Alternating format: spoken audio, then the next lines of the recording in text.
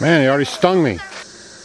Okay, last time Doug visited, this thing was constructed but didn't have any bees in there. Now there are so many bees that they're already stinging Doug, and he is making this video bravely sorted by the bees. Bravely.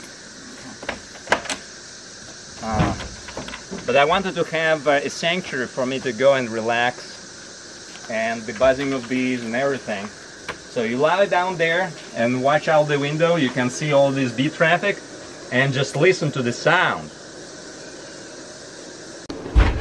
Alright, I'm laying down inside the beehive. Can you hear it?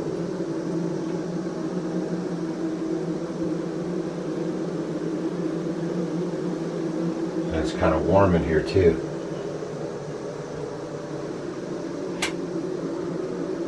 Very peaceful.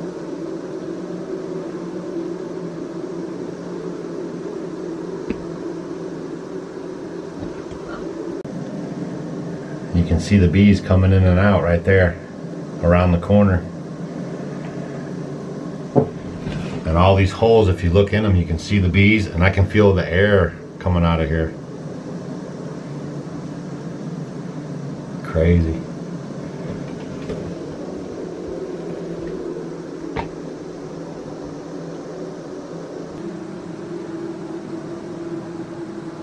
Man, there's so many bees.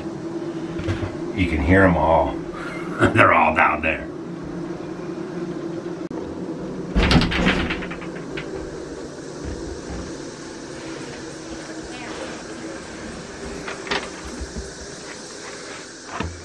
Who's next?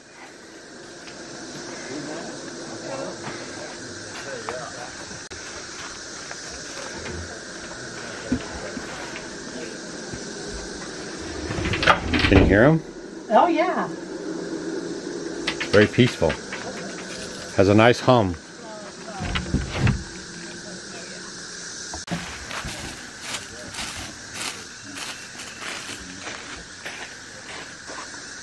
With a nice big window I have there, if I need to go into the hive, I need to block the light, because the bees coming out of the box will not even be able to fly this way. They will be bumping their heads against the window, and you'll have to collect them one by one. So I use an old door just to block out the sunlight, so that if any bees get out of the hive during the inspection, they know that the direction to fly out to is where I'm standing now. Okay, like that. How do they like all that bumping? And it doesn't matter much, because bees can only sense vibrations, and in nature there are all kinds of vibrations in their bee nest. The tree they live in is swinging in the wind. There are so many things going on that this is really minor.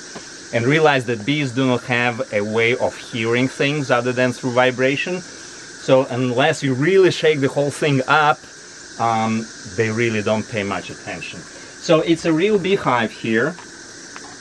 It's big enough for 4 colonies, and I need to add potentially a few frames there. So I have a small compartment here where there are no bees yet, and I use it for storing the empty comb or foundation frames, the frames with wax in them ready to be given to the bees. And when not in use, all of that is being covered by these red cedar boards, so you can lie down on them and enjoy the bee bath. Alright, we're ready to go in. And I use minimal management here, really. It's the real beehive there with frames and all. You can see the frames here. Yeah, it's warm, meaning they're raising brood. You saw outside the window that they're really active, but it was a smaller colony because I made an artificial swarm from that big colony here, meaning I took a few frames and I just put it in a different compartment, and that one raised themselves a new queen, and the original queen was here. so on this bed that we're laying on is the right side is one hive and the left side is another hive. Yeah, correct. See all these bees here? Yes. That's the original hive, and they were getting so big. They were filling this whole space. If I did nothing, they would swarm because they were getting congested. So I took these frames from here and put them there. So these raised themselves a new queen, and also they now expanded so that I could take more frames to make another colony of bees. So it goes like that. They just keep multiplying, and even if you occasionally lose a hive, they produce enough copies of themselves for the whole thing to be completely sustainable without ever needing to buy any bees. Okay, we'll peek in here, and if any bees fly out, they will return through the entrance. And I just need to check to make sure that they are not running out of room. It was very rainy this past time, so when it rains, even when things are in bloom, bees are not really able to forage, so they may not have been able to expand quickly because of lack of food. But now there are enough bees. They're not building anything off of this plank, so I will just quickly check to make sure that they're producing brood and that they have food just by the weight of the frame. This is pretty much empty. Okay, and this has nectar on it. Okay, and bee bread, so I know they have enough food and resources. I will also check them for the presence of brood, because every time you manipulate frames, there is some chance of accidentally damaging the queen. And I haven't seen this hive since I made this transfer, so I just want to make sure that they have brood, meaning that the queen was all right and was not pinched in the transfer. Oh yeah, this is like beautiful brood. Yeah, everything is good with this colony. Each of these cells will become an adult bee in the coming weeks. The pattern of the brood is ideal. You actually see some of the cells uncapped. This is good because that means that these particular bees can smell the presence of parasites through the membrane that covers the pupa. And they can uncap the cells that have a parasite in that, the varroamite for example, to disrupt the breeding cycle of the varroamites. So this is called hygienic behavior.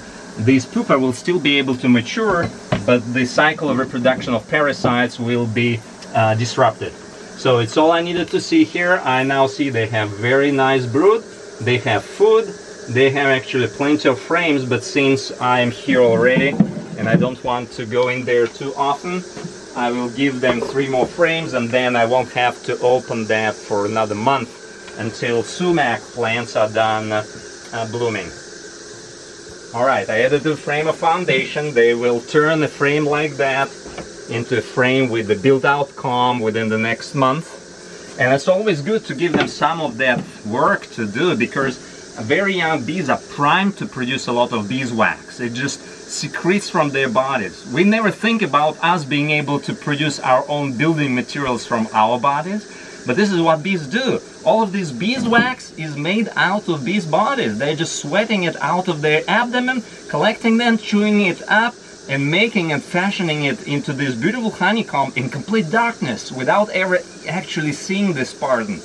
In Middle Ages, scientists were fascinated to see that actually mathematically the use of wax to construct honeycomb exactly like the bees are doing is the most efficient way of using this material to hold the maximum amount of honey with the minimal amount of wax used. And they do it with such precision that in the Middle Ages there was even the proposition to be measuring distance not in inches but in the number of worker cells of the honeybee. By the way, it's not as accurate because some of the subspecies would have slightly different sizes, but bees are fascinating on so many different levels. And if you can imagine me lying here for a couple of hours relaxing, this is where new ideas come to mind. This is where all stress goes away. It's just a really regenerative experience of getting something from the bees that goes well beyond honey or pollen or any other good products that we usually associate honeybees with.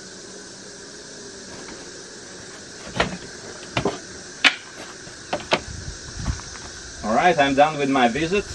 Actually, 2 weeks from now we'll be opening this part because they will require even more frames, but not right now. I added some on my last visit, so I know they have enough room. This goes out, and the next person goes in. You know, this thing may strike you as being very complex, but actually I don't have too advanced building skills. This was all done with a table saw and a skill saw in my shop, and the free plans for building the exact hive we're looking at, including the lower portion with the bees and the top canopy that I used the locally sourced red cedar that would otherwise be used for making shavings for cats. So I used all of this locally sourced material, and the free plans are on horizontalhive.com. This is already my third bee bed, and I made a few improvements. The very first one was too narrow because the width of the beehive would be like 18-19 inches, and you're all squeezed like that. It was not very relaxing experience, so I added these wings that have the bee air circulating there coming here. But then the second bee bed I built, it had the feet that were standing on the ground, and so you're lying down relaxing, but at the best moment the cockroaches or ants start crawling on you and biting you. It was not very relaxing either. So on this new one, I think one of the big improvements, and it's also there on the in the plans on horizontalhive.com, take some kind of container, and I just took older propane tanks and I cut them with the angle grinder in half, and half of them goes here. Some people say, oh, you didn't paint them so they will rust. They will eventually probably rust, but I give it good 20 years of service life for sure. And you add water here, which makes it impossible for cockroaches or ants or anything else to go up the feet of the hive and inside to make their nest there. And what's with the tray there? The tray. And this is to prevent the traffic of the bees that is here from accidentally dropping and drowning there. So the skirt keeps the bees from drowning there, because many bees miss their approach. They may be coming back from the field really heavy, and really if you realize how much honey bees can carry inside their body, it would be like you carrying bags like 30 pounds of 50 pounds of groceries. So when they're trying to land, many of them will miss the first approach and they will plop on the ground by the hive entrance. Now, because the hive entrance is right here, if there was no this skirt, many of the bees would be drowning. So having this skirt really prevents them from being drowned and keeps all of the unwanted critters from invading my bee bed. So it's reserved for our enjoyment as well as our guests. Okay, when I spend time in this bee bed, I get all kinds of wonderful ideas. I already know and have plans for my next bee bed. And my next bee bed will be three-dimensional. So bees won't be just under you, they will be on the sides of you and above you, and there will be very fine screen, so bees won't be able to get at you. But you will be lying down, and not only there will be all this buzzing and heat and vibration you can experience here, and the smells too, but also you will see and feel the bees crawling all around you. So if you are for a real honeymoon experience, check out Doug's videos a couple of years from now and you'll see this 3D bee bed coming to a place close to you.